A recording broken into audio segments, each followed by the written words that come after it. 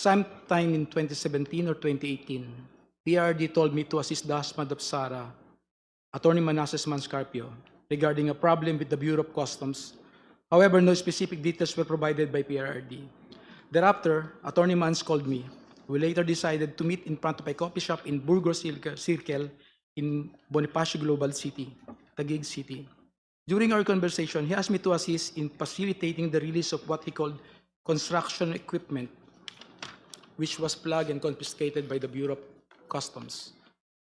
Attorney Mans gave me a contact person, a female lawyer, to coordinate with it regarding the BOC problem. After 2 days, I went to the BOC to meet the female lawyer to discuss the release of construction equipment. This time, I learned that the construction equipment was actually magnetic lifters. The same were confiscated because it contained a large amount of shabu.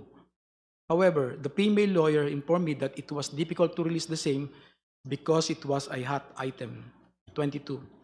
I reported this to Attorney Mans and we meet again in the same spot in BGC, Taguig City. This was the last time we met regarding the issue.